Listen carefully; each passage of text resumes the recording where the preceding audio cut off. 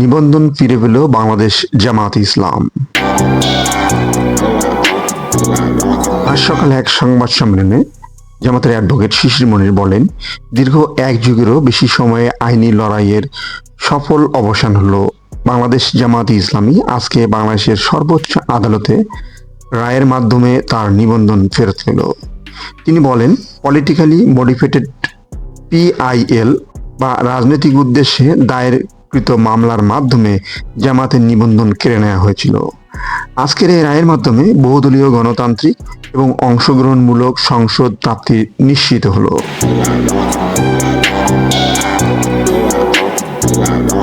আমরা আশা করি এই রায়ের পরে বাংলাদেশ সঠিক নির্বাচনের মাধ্যমে প্রাণবন্ত সংসদ গঠিত হবে।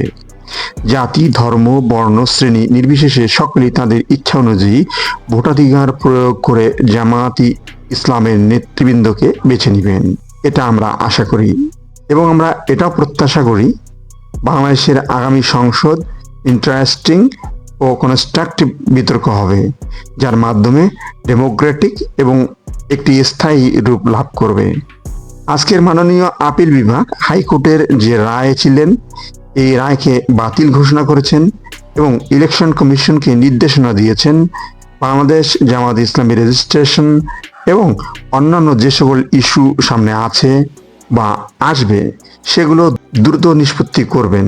এরই মধ্যে বাংলাদেশ জামাত ইসলাম তার নিবন্ধন ফিরে পেল এবং প্রতীকের ব্যাপারটিও ইলেকশন কমিশনের সামনে রেফার করা হলো আদার্স ইস্যু হিসাবে।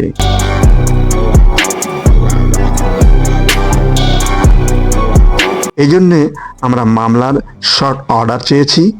আমরা আশা করি আগামী কালকের মধ্যেই মামলার সংক্ষিপ্ত আদেশ আমরা হাতে পাব। এই সংক্ষিপ্ত আদেশ আমরা ইলেকশন কমিশনের কাছে প্রপোজ করব।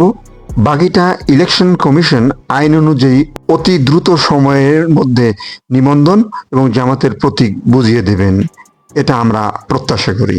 এক যুগেরও বেশি সময় পর আইনি লড়াইয়ের মাধ্যমে জামাত ইসলাম ফিরে পেল তার নিবন্ধন। এ বিষয়ে আপনার প্রতিক্রিয়া কি, কমেন্টসে জানিয়ে দিবেন।